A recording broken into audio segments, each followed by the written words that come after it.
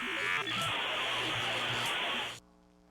everybody, it's Robot here from Vespa Motorsport and ScooterWest.com here in San Diego, California. We are the premier dealership here at the very southwestmost corner of the United States for the Vespa and Piaggio scooter. You're probably watching this video because you're kind of curious about this scooter. It's the second electric scooter that Vespa and Piaggio has come out with here in North America. There's been some other models in Europe. I'm not going to talk about those, but a couple of years ago the Vespa Electrica came out, and I have a couple videos on that if you want to search our YouTube channel, Vespa Motorsport.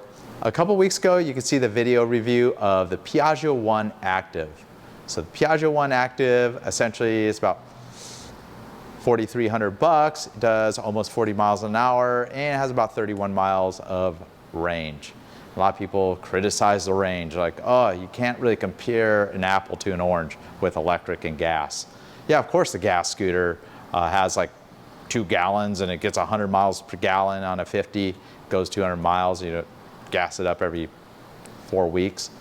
But these scooters are intended to be used in the city, and typically if you're using them in a city or a small community, you're not gonna rack up that many miles. You're not hopping on a highway to really like kill those miles and then rack them up. And it's typically a small battery you just take right in and charge it every night at the convenience of your own time at your house or work or whatever. It's real easy to do. It's a completely different experience. So comparing a gas scooter to electric scooter, they're kind of like two different realms the way I think about it. So yeah, the range may be limited. There are some models of scooters that do have a bit better range, such as the dual battery NIU products, but I kind of quit endorsing the NIU products. They're just garbage. Let's get right to the point. I had some issues with them, and the techs were just criticizing them at here at my shop. Just the build quality, it was dismal at best. It had some cool techie stuff though, and fairly decent batteries. But Piaggio, I think they really stepped up the game because the quality on these is top notch, just like I talked about in the Piaggio 1 Active. So this is the Piaggio 1 Standard, just the Piaggio 1. Doesn't really have a name. Runs about $1,400 less than the Active. It tops out just under 30 miles an hour. And you may ask, why do you want a slower one? That's slightly less range. It depends on what state you're in. In some states, you need nothing to ride this. Thing's like a bicycle. It's going to save you a lot of money because there's no registration, kind of no insurance. Maybe you don't have a driver's license, you could still ride it. But I'm going to talk about why this bike appeals to a California buyer. So I'm not going to go too much into the features of the scooter. It's essentially identical to the Active, that's $1,400 more. It's kind of a little more bland. It's just all titanium and black, unlike the Active that's got a nice two-tone color scheme. All right, so let me show you one big difference here. So it has that cool Tesla wannabe a key fob. Push it and unlocks, and it can pop the seat. And I kind of want to show you the batteries. So it may be an advantage. The battery on the standard Piaggio 1 is really light. So that's about 22 pounds. The smaller battery is 1.4 kilowatt hours.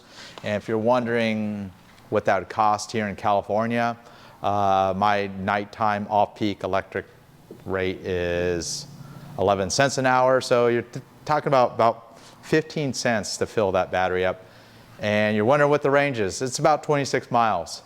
Of course, it's a 30-mile-an-hour scooter at the top, so I don't know. It's like there's no car even comes. It's like essentially nothing to charge it. If you're looking at the Active, there's the battery. This thing's a little more heft to it. It's 33 pounds. I think this is 2.3 kilowatt hours. So the Active, since it does go faster, you need more energy. It does have a little bit better range. But that's kind of the way it goes. So this is a slower scooter, it's got a lighter weight battery, and that's how they're able to cut more of the cost out of it. So the Piaggio 1 comes with a standard charger. They both charge at, take about approximately the same amount of time to charge, a couple hours. to charge but the standard comes with a little bit smaller charger because it's a smaller capacity battery. Nice and easy to connect it. You can lock it if you really wanted to. So with the battery in there, the scooter comes right alive. On to active, I showed you all the backups on how to get access to it. Same color screen, same controls, same everything. It's got 2 different modes for riding. The Eco, I don't even want to talk about the Eco because it's just miserably slow and you wouldn't really use that except for maybe in a private area, but on public roads, you need to be going like 30 miles an hour, 25 miles an hour, so you just run it into standard mode. Of course, on the Eco map, I think it goes even further. It was 30-something miles of range versus the basic around 21 to 26 miles of range that you get on the sport mode.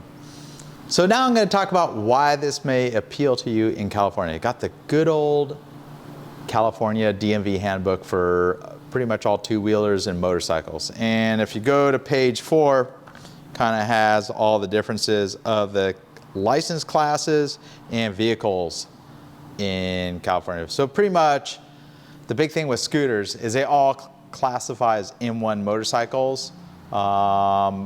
Ones that have over 150 cc motors are legal to go on the highway, anything under, but you need to have a full motorcycle M1 license to operate, pretty much any scooter. But there is one appeal to a lower speed, 30-mile-an-hour moped. The mopeds, according to this, it's a small engine that doesn't go over 30 miles an hour and it has pedals. Well, they made an exemption. If it's electric, you don't need the pedals. So this is actually, in state California, classifies as a moped. And I would tell you the best part about having something classified as a moped is the registration costs. Everybody knows California just rips you off and it's really expensive to live here, especially when it comes to the DMV road tax that you pay every year. I got a car, it's like $700 a year to pay the registration, a nice new car. For a scooter, every year you're looking to pay $133 to $300 depending on the value of the scooter. Obviously it goes down a little bit, but the lowest it ever will be is $133 a year. And you got to just pay that every year along with carry insurance, proof of insurance and all that stuff. But if it's classified as a moped, it's a law that they came up with in the 70s when the mopeds were going crazy here for 2 years. $24 one time. And you pay that, it's got a slightly different license plate. There's no registration tag on the plate. So you pay that $24 one time and you got a moped plate. And it pretty much works for this class of vehicle because this is a 2- or 3-wheel vehicle capable no more than 30 miles an hour on level ground, equipped with full operative pedals for human propulsion, or having no pedals if powered solely by electric energy.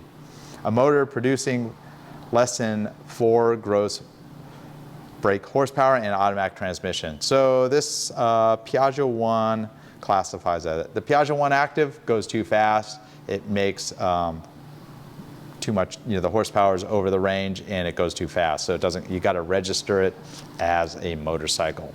So as for a personal license to operate a vehicle, unfortunately in California, you kind of need a motorcycle license for everything 2 wheels, except for a motorized scooter, which is classified as one of those stand-up scooters, like a bird scooter, pretty much like a push scooter with electric motor. They added that.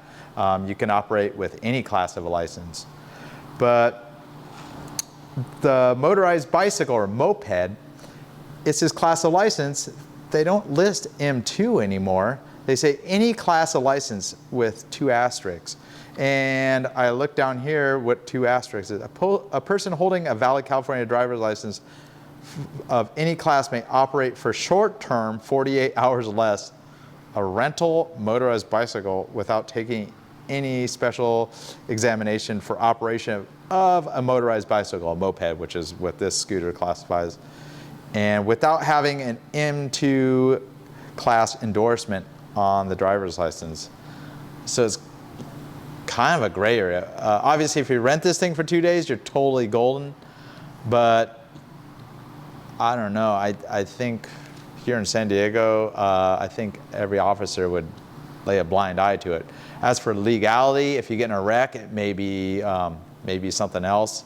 It's much like I see kids riding electric bicycles that are clearly going over 30 miles an hour. These are young kids with a helmet on because they unrestricted. I think that's negligence from their parents in my eyes, because they're far exceeding what the state regulations are for electric bicycles. But people do it, so you know, obviously you use your own judgment, but if you're looking for something economical and all you really need to do is 30 miles an hour and you're riding in your own community, a downtown urban, dense urban environment, the Piaggio 1 Standard at $29.99 might be the key, and just register as a moped here in California.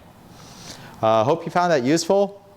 I know most of my audience wants like fast Vespas or vintage Vespas, but I've had a lot of people, they're always curious about the other products as well, and I'm kind of a fan of everything out of Piaggio and Vespa.